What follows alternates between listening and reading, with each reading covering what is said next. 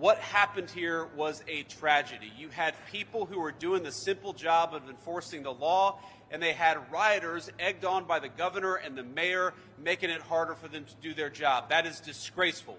And it is why the president has responded so forcefully what happened in Los Angeles. Number one, because we've got to enforce our borders and get so many of these criminals out of our country to begin with. And number two, when you have violent agitators who make it impossible for the law enforcement to do their job, it is necessary to protect them and to defend them.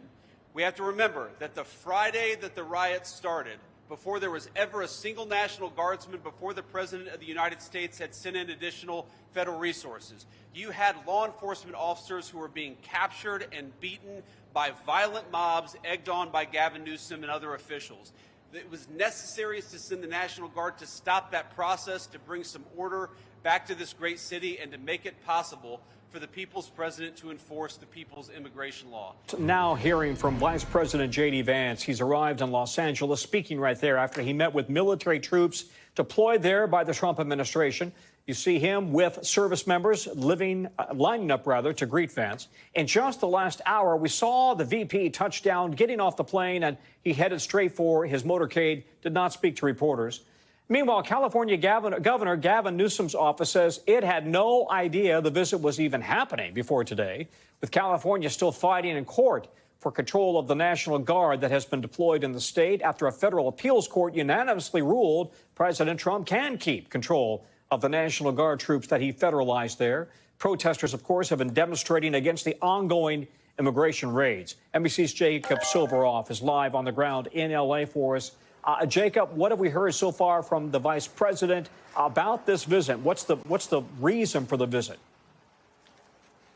He just started speaking, Tom, but from what I gather, and obviously we're outside the federal building where he is inside, despite attempts to go in for the news conference today, that he wants to see the situation on the ground. But what I can tell you is what's happening on the ground in Los Angeles is not what's happening inside the federal building behind me. He's going to go from here. He's only on the ground for about 5 hours total before he heads back to Washington to go from here to a fundraiser for the Republican National Committee.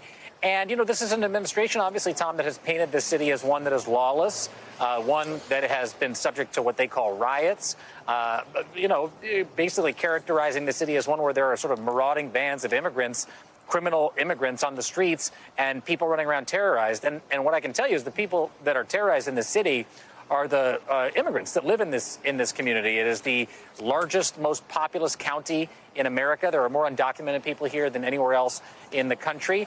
And these enforcement efforts, as we have been talking about now for 2 weeks straight, have ensnared within them not people who have got serious criminal convictions exclusively, as was the stated goal originally of the Trump administration, but people without. They call them collateral arrests. And that's why so many people on the ground here are upset. And I think, when I talk to people from L.A., what they'd like JD Vance to see is that it's a beautiful day outside. The jacarandas are blooming. Even though the Marines are out here, these are safe streets, and they have been largely peaceful since the beginning of this enforcement effort 2 weeks ago.